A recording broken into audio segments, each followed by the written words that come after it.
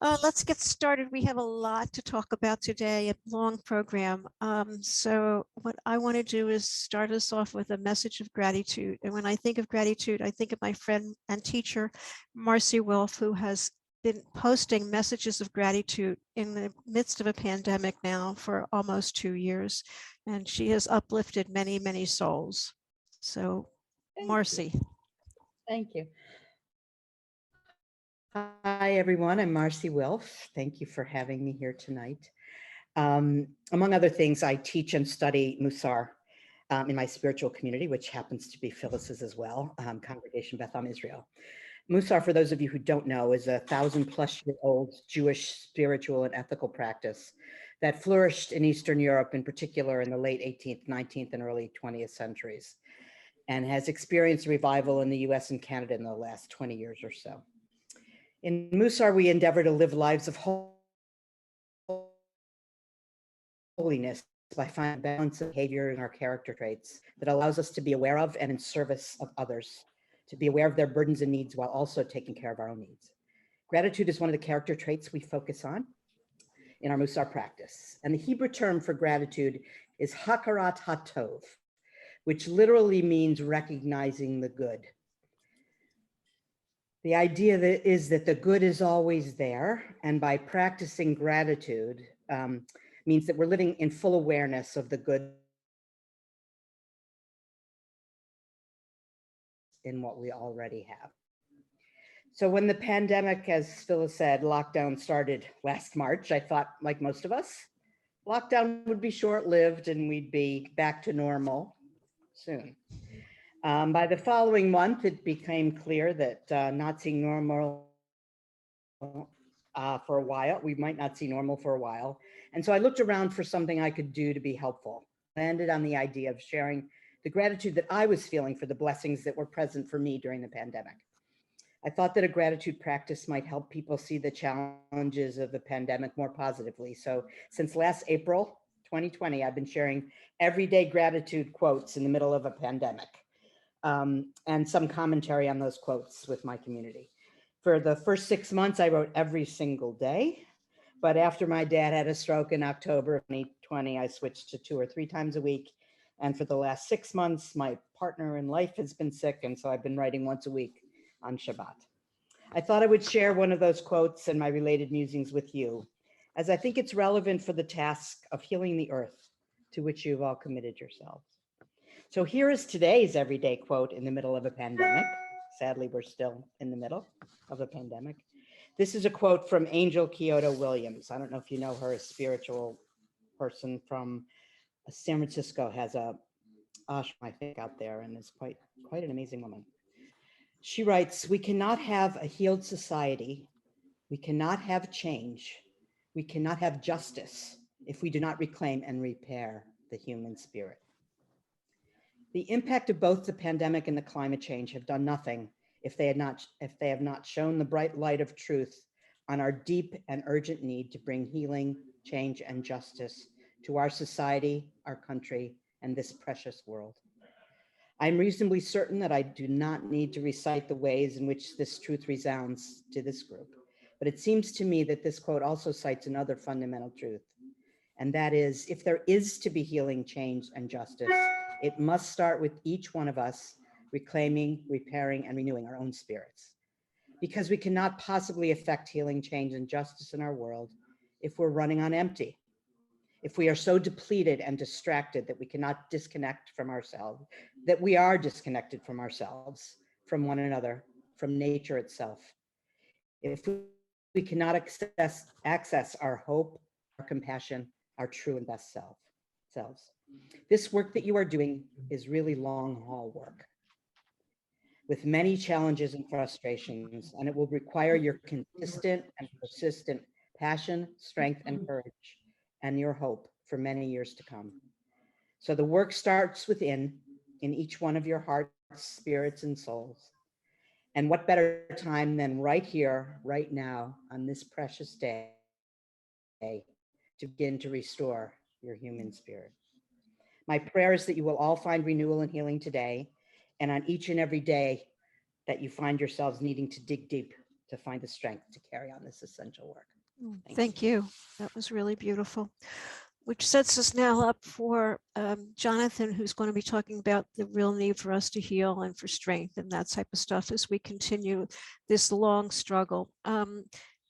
Jonathan Lacock-Nisly is the Director of Interfaith Power and Light for the DC area, including Maryland, and he's got the inside story on that beltway.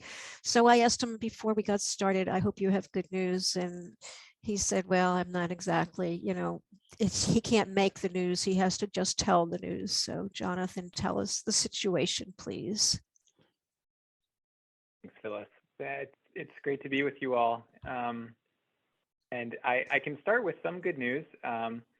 The bipartisan infrastructure bill was signed into law this week, as I'm sure many of you saw. So, the biggest funds there are for things like roads and bridges, but there are also a number of things that IPL advocated for, and I'm sure all of you did too. Things like money for upgrading our electrical grid and our water infrastructure, new funding for public transit and for Amtrak, a lot of funding for electric vehicle charging stations, and then a couple things that are smaller in terms of their dollar amount, but more important for our work, funds for plugging abandoned oil and gas wells to keep them from leaking methane gas. And there's also money in there for communities with abandoned coal mines. If any of you have followed the Reclaim Act at all over the last few years, basically an expanded version of the Reclaim Act was included in this bill. So it has $11 billion for communities with abandoned coal mines, and Pennsylvania is actually the state in line to receive the most money from that fund. So that's good news. And then the final thing I'll list from that bill, there's a new fund for energy efficiency work by nonprofits. So there's $50 million for nonprofits, including faith communities, to use for buildings, for houses of worship, to make them more energy efficient. And so as soon as that grant program is set up at the Department of Energy, I'll be sure to share information with Amani, and I'm sure she can share it with all of you too. So, the bipartisan infrastructure bill does some good things, certainly. But at the end of the day, it's really not a climate bill. Things like roads and bridges are still the biggest investment there. And that's why we need the Build Back Better Act, the other half of President Biden's agenda. You may be familiar with the list of things that we're supporting in that bill, but clean energy tax credits for wind and solar power. That might not sound exciting, but it's actually a really big deal for the U.S. meeting its climate goals. Extending and expanding those tax credits goes a long way towards meeting the goals that President Biden has laid out. Tax credits for electric vehicles, including for used electric vehicles, which is exciting and would make EVs more accessible to a lot more households. At least for now, there is still a fee on methane pollution included in the bill. So when fossil fuel producers are just venting or flaring methane gas during the drilling process, they would have to pay a fee for that pollution, because we know that methane is a climate super polluter, 80 times as powerful as carbon dioxide for warming our atmosphere. And then finally, there are so many important environmental justice investments in the bill. There's money for cleaning up Superfund sites. There's a new grant program where communities or nonprofits could apply directly for specific environmental justice problems in their communities and receive funding. And then one big one we've been tracking is lead pipe removal. The bipartisan infrastructure bill has a little bit of money for removing lead water pipes. Build Back Better would get the job done and make sure that no Americans have to drink water through lead pipes again. So Representative Alexandria Ocasio-Cortez used this metaphor that the bipartisan infrastructure bill is like a lock and Build Back Better is the key. So with the infrastructure bill, we have upgrades to our electrical grid so that it can handle more wind and solar power. Our current grid is so old and not built for the kind of distributed energy that we need. So the bipartisan infrastructure bill, makes that possible. Build Back Better would actually build out that wind and solar. It would actually get the job done. The infrastructure bill helps build electric vehicle chargers. Build Back Better would actually make electric vehicles affordable to the average person. So, that's why we're trying to keep the pressure up. When the House passed the infrastructure bill into law 2 weeks ago now, House moderates gave their word that they would vote for the Build Back Better Act this week. And the word is still that a vote is supposed to happen sometime, could be as soon as tomorrow, probably more likely Friday or Saturday. After that, it goes to the Senate, and leadership there is trying to get, especially Senator Manchin of West Virginia and Senator Sinema of Arizona in line for a vote as soon as possible. And it's really important we keep urging Congress to act and act quickly, because in December, a number of deadlines come up. The government runs out of funding again. The debt ceiling comes up again, and there are a couple other must-pass bills, more routine things, but there's just a lot on the calendar for December. So if we really want to try to get this done in the next couple weeks, if at all possible. And Pennsylvania IPL or Jewish Earth Alliance, feel free to share your own action alerts, but I'll just drop in the action alert that National IPL has been using, where you can email your senators and your representatives. Phyllis also asked me to say a couple words about COP26, which just wrapped up. So for anyone who's not familiar, that's the Conference of the Parties, the annual climate summit that happens through the United Nations. This year it was in Glasgow, Scotland. And it's a 2-week gathering of world leaders and advocates to talk about the climate crisis and what we can do. I think overall, climate advocates were disappointed with the COP this year. Expectations had been low going in, but even still, it was something of a disappointing process.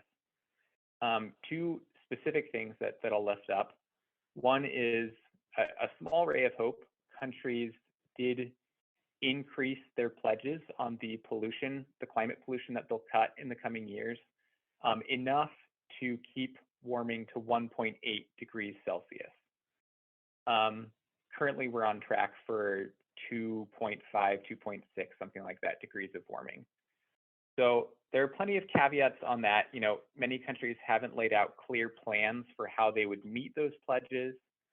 And 1.8 degrees is better, but even so, scientists have told us we need to keep warming to 1.5 degrees to have a chance of reversing climate change. But even with that, these new commitments are progress. India led the way with these new climate goals. They made new commitments about when they would stop building coal power plants. More disappointing, large countries continue to drag their feet on what's called loss and damages. It's this euphemistic term for talking about the harms that rich countries like the US have caused poor countries through our climate pollution and through the climate catastrophes that pollution has brought. So the US is behind already on the payments that we agreed to make under the Paris Accords, and those payments already weren't enough. And then there were no new agreements during this COP for further payments to help poorer countries with climate catastrophes. So there are a lot of other things that happened at the COP. I didn't track this as closely as some, but I'll just bring it back to Build Back Better here, because I think momentum on these talks was hurt from the start because President Biden hasn't been able to deliver meaningful climate action yet. And for better or worse, a lot of the world is looking to see what we will do before they make their own commitments. So I think if we can pass Build Back Better, in the coming months, it would be a real boost for next year's COP, and it's possible we would see much more meaningful action there.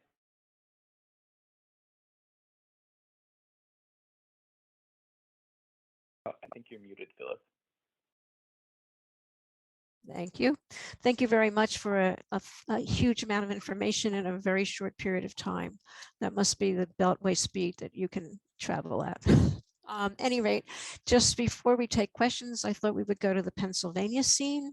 So I asked a friend of mine who I've known for years, Flora Cardoni, and she works with PennEnvironment rather, her sister organization rather, PennEnvironment, and she's been organizing and helping us understand what's going on in Harrisburg.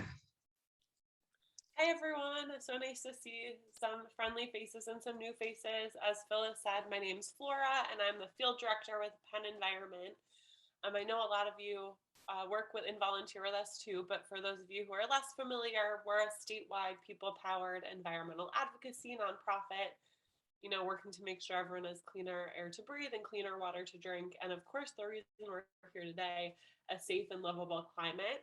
And while we've been working too at the federal level to push for Build Back Better, we know we need to do whatever we can at the state level as well to lower our fossil fuel emissions and transition to a 100% renewable energy future.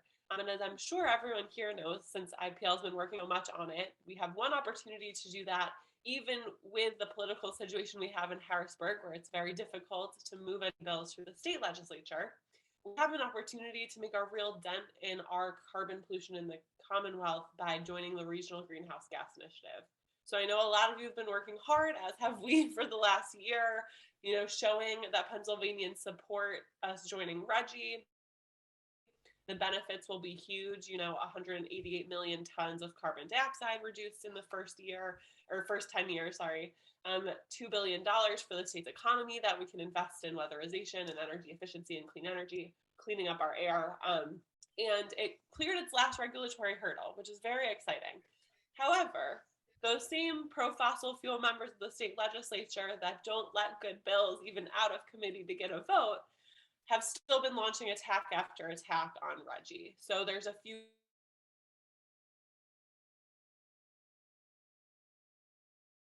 but the most thing that happened are two resolutions, one in the House and Senate, that would stop the state from being able to join. So one of these resolutions, and this gets a little wonky, so I'm happy to answer any questions people have, which was a Senate concurrent resolution, number 1, did pass the state Senate a couple weeks ago. Of course, it's always bad news when a bad bill passes the legislature, but a little bright spot there is that we actually were able, thanks to a lot of the organizing and advocacy all of our groups have been doing, to pull back a few moderate Democrats to vote against this resolution. So though it passed by few enough votes that we can uphold the governor's veto of this bill if it fully passes. The governor will veto it, and we actually do have the votes to uphold the veto, which we were not sure about before. So though it passed, the good news is that we think we can veto it, or we are more confident we can uphold the veto. That Senate resolution has since moved to the House side, and it did move out of the House Environmental Resources and Energy Committee. For those of you who've been working on this, it was mostly a party line vote, except the Democrat Pam Snyder joined the GOP in voting for it. Good news is that State Rep Manny Guzman voted against it. He was a no vote, and he represents Reading. We weren't sure where he stood on RGGI before, so that's good news. But of course, it did pass out of that committee. So that means that it could get a vote in the state house. Because of weird state laws, they have 10 session days to act on this resolution, which theoretically means, because of how few session days there are in December, that it could come up for a vote into early January. But so far they haven't been moving it, I think because they know we've, thanks to a lot of the advocacy we've been doing, have enough votes again to uphold a veto anyway. But of course that bill could come up for a vote anytime in the House, including in early January. So that's where we are in Reggie. The main thing that we want from folks right now from our end is to keep the pressure on the state house to ask your state representatives to vote against this resolution. If your state senator voted for the resolution, always good to give them a call and say that you're disappointed and want them to, stand with the governor in supporting Reggie in the future. Of course, if any of the bad bills move forward too, we'll let folks know. But we just want to make sure this issue stays in the media, that our elected officials keep hearing from us, because we're so close after like a year and a half of organizing to Reggie getting to the finish line. So it's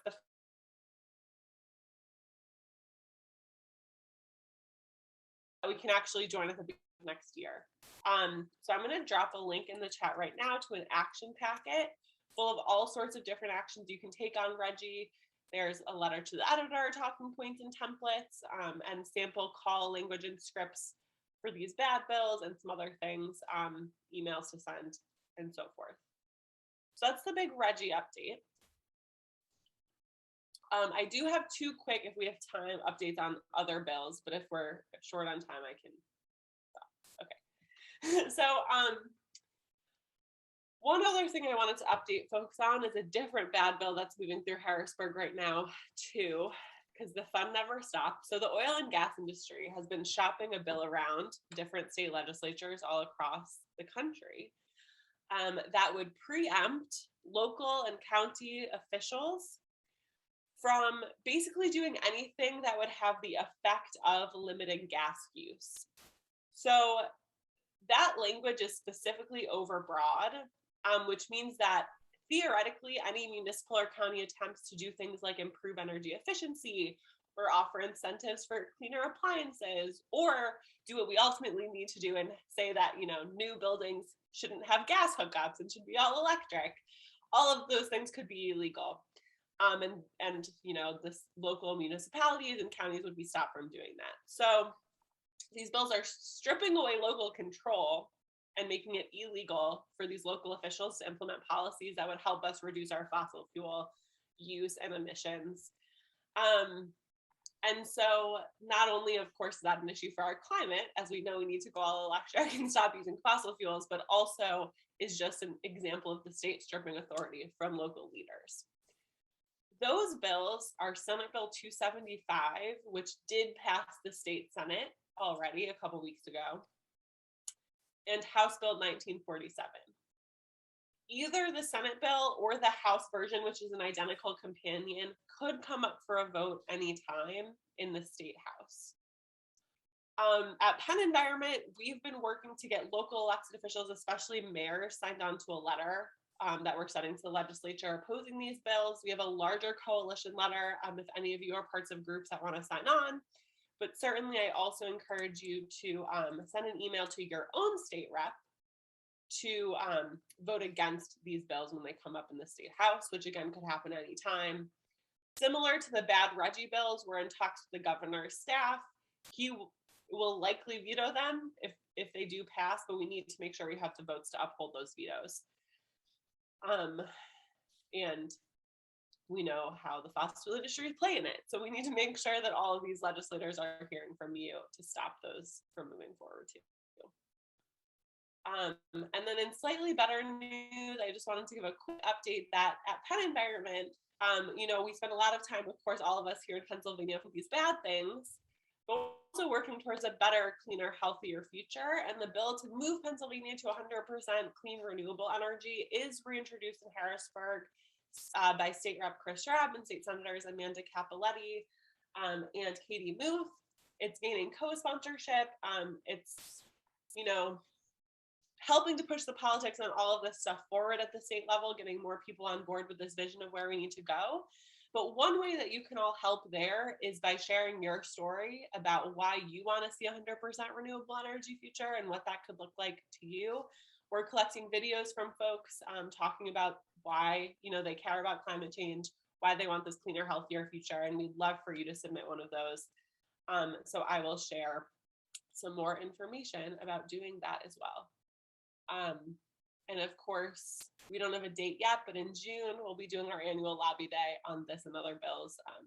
And would love to have you join us in building this future that we all need and deserve. So Thank I think you. those are my 3 main updates. Yeah, thank you. Now we know about the world, the nation, and Harrisburg. So do people have questions? Feel free to unmute and just speak. Steve? Yeah, Flora, thanks for that update on Reggie and the other things happening in Harrisburg.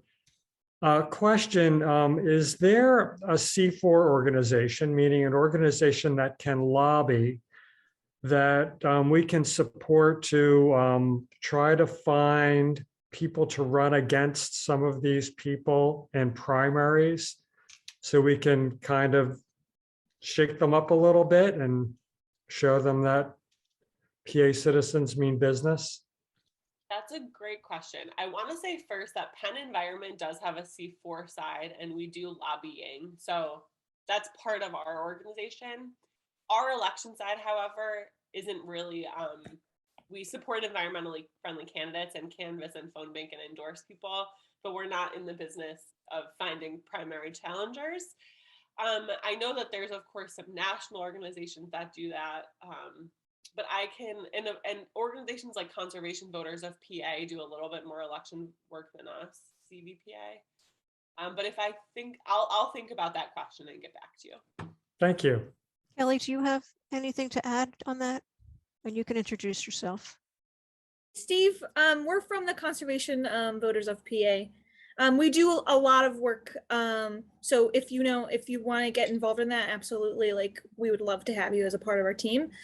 We do tons of calling every day. We do tons of letters to Casey, Boyle, and we even had a meeting with Boyle yesterday, which was fun. And it's just like really interesting. We get all of like the ins and outs of the policy happening in Congress and Senate every day, and we hear from our directors about where we're at in politics. And then from there, we kind of look at who we need to talk to based on that day. So yesterday and the last couple of days, we've been going after Boyle, not going after, but really keeping him accountable and making sure that people are calling up Boyle, getting him on the side to talk about energy efficiency jobs in Philly and all that stuff. Is that Brendan Boyle? Yeah. Okay, he's my representative. So if you need me as a constituent, I love talk it. to him. There you go. I would love that. He just spoke, Brendan Boyle, as part of a summary along with Peduto. And with Penn Future? Yeah, right, Penn Yeah, Future. yeah. And gosh, he sounded, maybe I'm wrong, but I felt like everyone sort of was moving that direction, though maybe I didn't divide. It was a discussion of COP 26. So I'd be surprised. I would be surprised if he was not with that, not with the Reggie, but it didn't. Hopefully he will feel that's what he needs to do. I'm hoping. Yeah. He did a pretty good presentation. I think it was just a day or two ago. Yeah. We have to hold him to it. Yeah. Other questions, comments?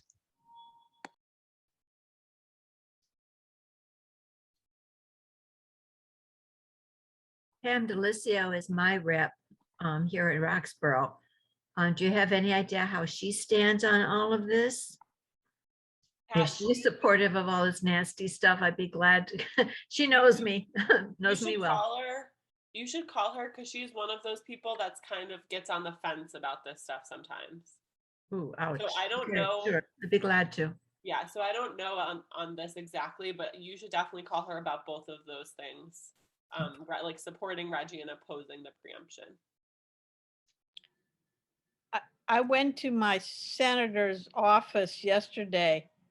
It was a beautiful day and I was at a place nearby. So I just walked in and Senator Boscola, and I have a connection there.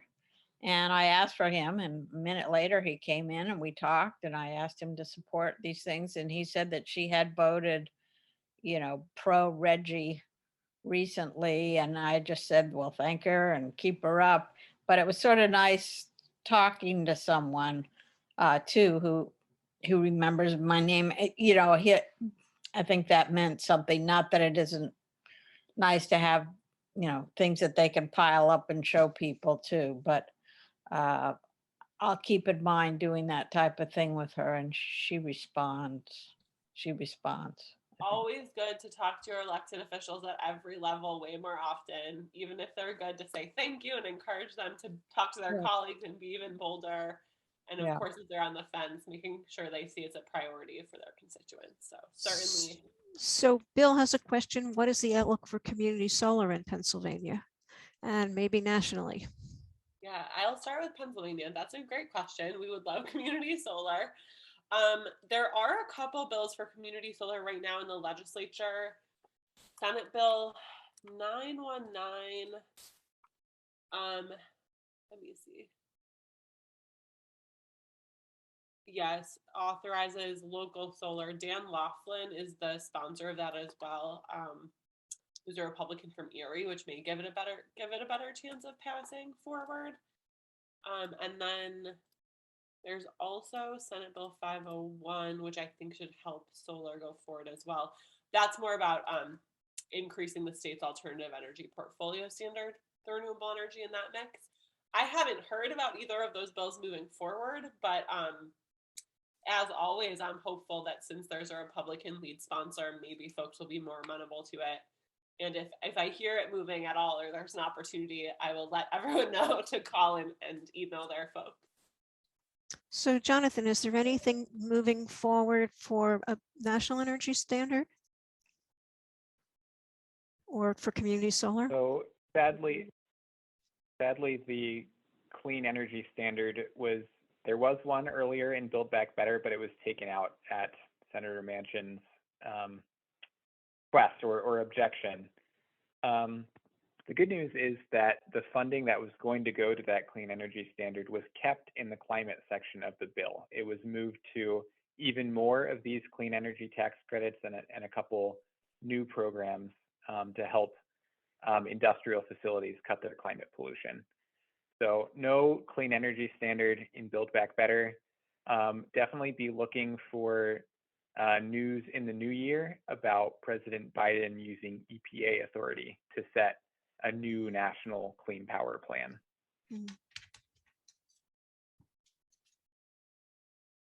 Other questions?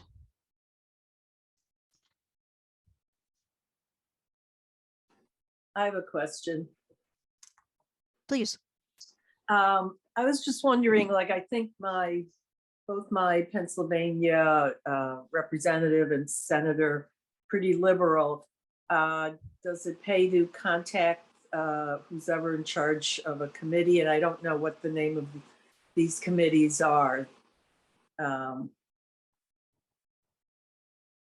Yes, I would say one, you should still reach out to your own state rep and state senator to hear that their constituents are like paying attention and happy that they're being bold and taking action on climate and feeling encouraged. Because the more that those people are speaking out and talking to their colleagues and prioritizing, like talking to leadership about actually moving this stuff forward or like whipping votes to block the bad stuff, the better.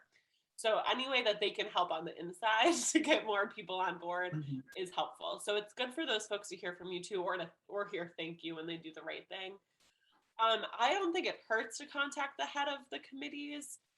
Depending on the committee, they certainly could be more responsive than others. For example, the head of the House Environmental Resources and Energy Committee is Daryl Metcalf, and I don't think that he would care at all if you called him. But some of the other committee heads might. And certainly their decisions do affect everyone in the state, even though you're not a constituent. So I think everyone should be empowered to call folks more often. And Jonathan, how about at the national level? Should we be contacting chairs of committees in addition to our own representatives? Well, normally I would say sure. In this case, Senator Manchin is also the chair of the committee that is deciding the climate pieces of this bill. And I don't really think it's actually helpful for him to be hearing from people outside of West Virginia right now. One thing that I don't know, Amani, so Pennsylvania IPL had been helping phone bank West Virginians earlier in the month or maybe last month, asking them to call Senator Manchin. I don't know, Amani, did you work all the way through that list, or are you still looking for volunteers? Thank you, Jonathan. So we actually finished with that list, and we've stopped calls. We actually stopped a week or so ago. However, we will definitely have some other opportunities that in Pennsylvania, I should say, for calls and calling our local politicians on things like Reggie and things that were mentioned. We're going to be sending some emails out probably in the next week or so with some scripts and more updated information for you guys. And also anyone that attended the conference will have some information and updates as well. So Arlene raised a point. She said that she's heard that Josh Shapiro, who's running for governor, is not supportive of Reggie as is currently written. So I wonder if either Kaylee or Flora could comment on Josh Shapiro and Reggie and what he's doing to the bill and his chances of running. He's just running for governor in Pennsylvania right now. That's why he said that. Like he needs labor on his side, and he's talking out of both sides of his mouth. Like he's telling us that he says that he is supportive of Reggie to us, and he's not going to pull us out or anything. What he's actually trying to do is bring labor to the table and have better plans and bills for where Reggie funding is going than currently exist, and thinks that by walking this line, he'll be able to bring different stakeholders together and have a good plan for it moving forward. So I'd of course like him to be more outspoken and supportive, but he is supportive of climate action and has said he is supportive of Reggie and like just wants to make sure that it's done in a good way. But I don't think he will actually do anything to pull us out of it if he's governor. Really, I don't know if you need to add more there, but anything we can do to get the press to stop saying what may not be true? Yeah, it's very poor timing. As I get updates from our staff that talk with his staff, I'll let everyone know. Steve. Yeah, question for Jonathan. You said something about support for helping congregations become greener. So the challenge in the past has been because they're nonprofits, they can't leverage the tax breaks that others might get. Does the new bill change something to allow congregations to take advantage of becoming greener, going solar, what have you, without having the nonprofit get in the way? And can you give us any details on that? Sure. The short answer is yes, it does. The kind of two pieces of that are in the infrastructure bill. Now the law. There's this $50 million fund specifically set aside for nonprofits to do energy efficiency work. And so the Department of Energy will have a grant process. I think that you can apply for a grant of up to $200,000 to do energy efficiency upgrades on nonprofit buildings, including houses of worship. So new appliances that are more efficient or increasing your insulation. I'm guessing, as long as the Biden administration gets to write those regulations, it would include things like switching from gas to electric appliances also as an approved usage. So that is now law and will soon be, an available grant. The other piece is in Build Back Better. These tax credits for solar energy would be converted to direct payments rather than something you would file at the end of the year. And so nonprofits would be able to take advantage of that. I'm a little bit doubtful that will cause it to make sense for houses of worship to, buy solar panels directly, because another big piece of the financing process is the depreciation of solar panels, the tax write-off for them, losing value on paper each year. And for that reason, it probably will still make most sense for houses of worship to partner with a for-profit business in a what's called a power purchase agreement, where technically the for-profit business owns them and the nonprofit can buy the energy. But if a house of worship wanted to, they would be eligible for the tax credits directly. Great, thank you so much. And Bill has another question for the Pennsylvania experts. Is PADEP moving forward with implementing the rulemaking? What are the next steps? Doesn't the AG have a checkpoint in the process? Yes, that part already happened though. The DEP is moving forward with the rulemaking. The next steps are, in my understanding, that we have to wait from the last regulatory hurdle at ERC 60 days, or now I think having also the State House having 10 session days to act on the Senate bill resolution before they can keep moving ahead. So I think that it's just in this slight waiting period right now, but it should be moving forward as long as the resolutions get vetoed or don't move forward.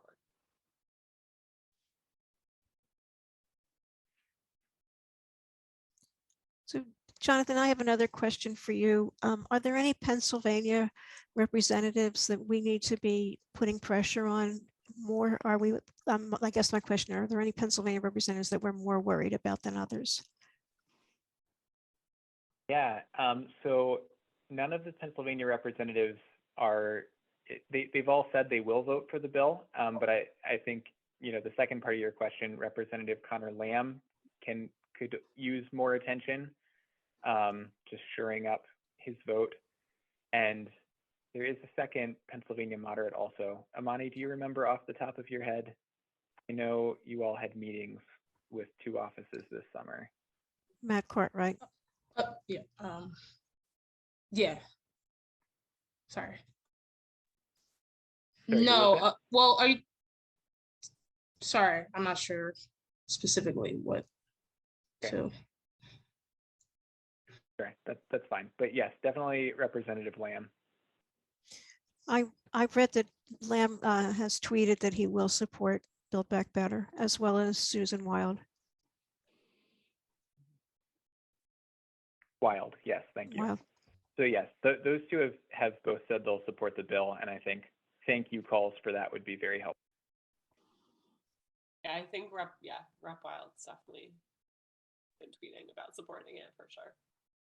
As well as Senator, sorry, as well as yeah, we spoke to like 8 or so people, so I apologize. But as well as Senator Art Haywood also was supporting, but I can get the full list of who we spoke to, definitely, if anyone's interested. So which brings me to the next part of what I would love us to do that Jonathan just mentioned, thank yous. Thank you letters, thank you cards, thank you calls. We've been putting pressure on a lot of elected officials for quite a long time. And just like any other human being, it feels good to be thanked for their efforts. And I'm just going to put out a challenge to us as a group to create really interesting, cute thank you cards, notes, you know, using cartoons, pictures that you find on the web or whatever. And there's a chance that a good thank you note might actually get printed in their newsletter. It could get put up in their office or something. So I would like all of us to say, okay, this is going to be my time to be creative, whether you're creative and artistic or you're creative by finding an interesting something or other on the web and copying it. And if you could forward to me, if it's at the national level, to Casey or your representatives, thank you notes. If you make phone calls, of course, do that. And then I will forward them all to Casey, to our representative, to the aide that we work with Casey, and I will also forward them to all of your representatives. And at the state level, should we just be sending them in individually, Flora? Yes, I think that's great. And I want to echo what Phyllis said. They love, of course, you know, calling and emailing is good, but they love a handwritten card. If you have kids in your family, maybe that's a fun Thanksgiving activity, like having kids draw pictures that say thank you of the earth, something they like about the earth or about climate change, or slightly older kids could write a letter too. Elected officials really love that as well. And I know we've gotten a lot of positive feedback, but yes, definitely. It's even better if you can just drop off, if you have the ability to drop off a letter at the local office for the state rep or state senator, especially if it's not in an envelope, so they don't need to go through that process, like just a piece of paper. That's best. Plus, then they can put a face to the name. But of course, mailing it in is great too. And yes, How about postcards? Postcards also good. Postcards are good at the national level too, I assume.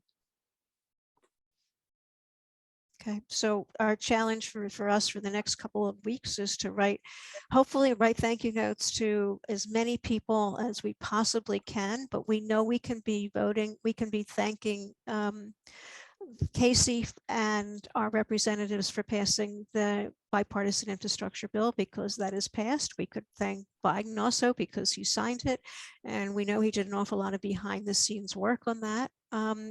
And if the House votes in the next week or a couple of days, and you know your representative has voted yes for the Build Back Better Act, a nice thank you would be appreciated. And we are assuming that Casey will vote yes for the Build Back Better Act. He's certainly been a big proponent for the CCC, the Conservation Civil Conservation Corps, and we're pretty sure he's going to vote for that. And I do not think it's necessary for us to be saying anything to Toomey. Is that correct? Like, why bother? Yeah, I mean, normally I tell folks, you know, it's good to try to move the needle, but you all have enough targets. I think you don't need to add one there. And he, especially since he's retiring, I don't think he's very movable. And if you're so inclined, after you write your creative thank you notes or handwritten notes, the topic that we're writing for the Jewish Earth Alliance for the early part of December is renewable energy, which is a very Hanukkah related theme, because the miracle of Hanukkah, or so they say, is that there was enough oil to last to burn the candelabras in the temple for one day, and it lasted for 8 days. So that's clearly an ancient story about renewable energy. So we're going to be writing to our representatives in Congress about the importance of renewable energy. Renewable energy, of course, involves things that are clean. And I'm going to call on Bill for a minute to talk a little bit about what moving toward 100% renewable energy really means, if you don't mind, Bill. He's still there. Yeah, there he is. Hi, all. So yeah, I guess I've been part of the Ready for 100 movement here for 4 years now, the Sierra Club campaign, to ask us to advocate locally and our local municipalities to ask for a commitment to transition to clean renewable energy. The goal is electricity by 2035 and heat and transportation by 2050. So it's another great way for each of us to act locally and feel like we can make a difference. So even if you want to go to one of your local commissioner meetings and just speak up during public comments, or in Montgomery, the 5 PA counties, we have team leads, and be glad to connect you with any of those leads. We have monthly or bi-monthly meetings to get people to work together on talking with that. 23 of our 39 communities that have made this commitment in the last 4 years have started to work on energy transition plans. We've probably got about 6 to 9 kind of underway. So we're hopeful by the spring we'll have some good models for how local municipalities can transition to clean renewable energy. So it's a pretty interesting program. We've got a lot of momentum on it, and glad to have more people get involved if you're interested. So clean energy would mean solar, it would mean hydropower, it would mean electrification of everything.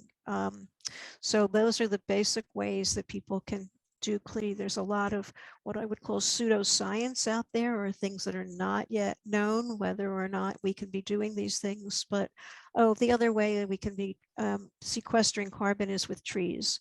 And Interfaith Power and Light has been very active in planting lots and lots of trees in Philadelphia and across the state. But we want to move to away from gas and away from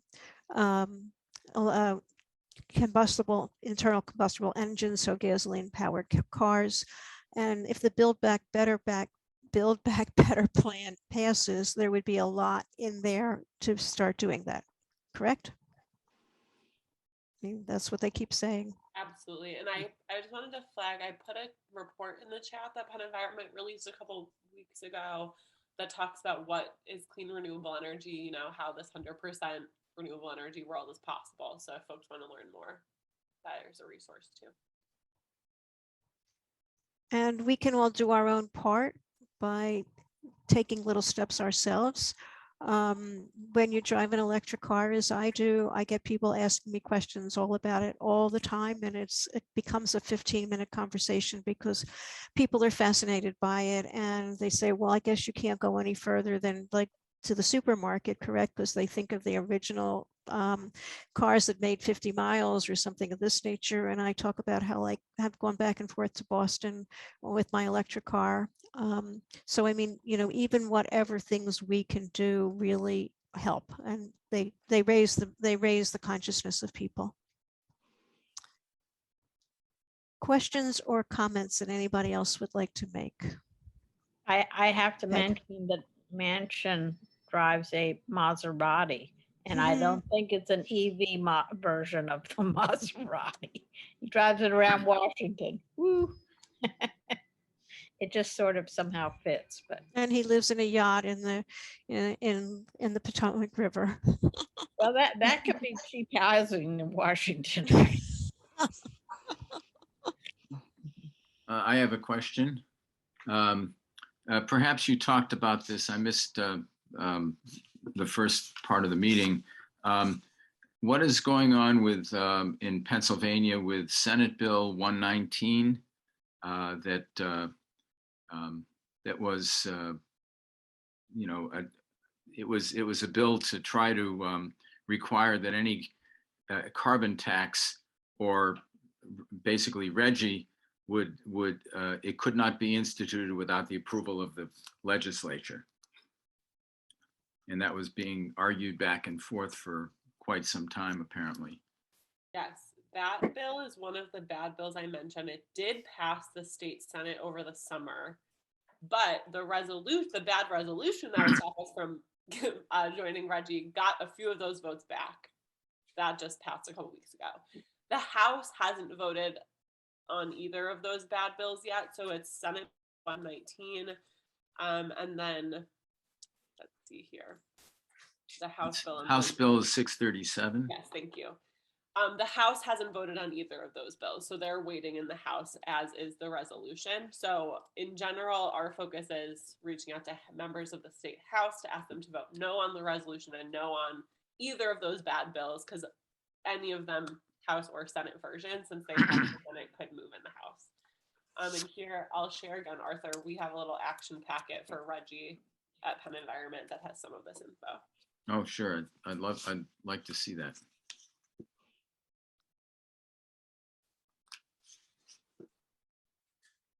Any other comments or questions?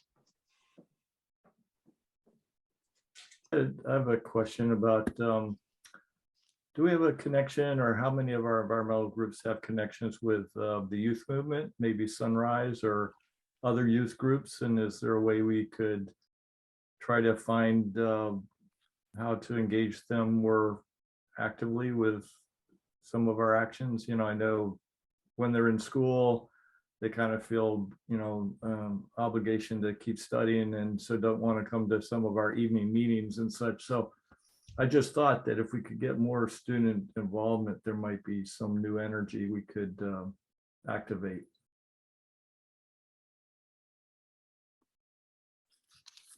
I can answer on this. Yeah, I'm sorry, Flora. No, Yeah, go sorry. ahead. Yeah, my apologies. I know that our organization, we are doing classroom reps right now. I went to Temple University, so we're going into classrooms right now and we're talking to students and we're recruiting them that way. So that's one step that we're making. As for Sunrise, we are not involved with them yet, but we are trying to see if we can talk to some people there. But that's really about it that we're doing right now.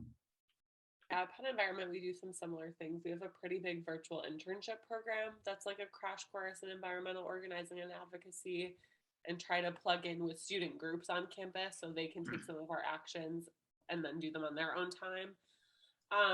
Certainly, we often have worked with Sunrise chapters or like the youth climate strike groups in the past, but it's a little more challenging because there's such higher turnover rates, obviously, as students graduate from schools.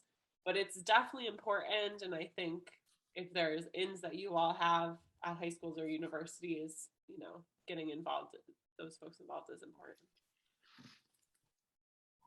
I know we have the Climate Lobby Day in June, but I was just also curious about the possibility of enlisting a march in Harrisburg. You know, maybe, you know, if we had enough people, would there be enough publicity raised as a precursor to the Environment Day, you know, maybe in the spring or earlier at the end of winter, get people out. You know, sometimes just having voices and posters and banners can draw people's attention.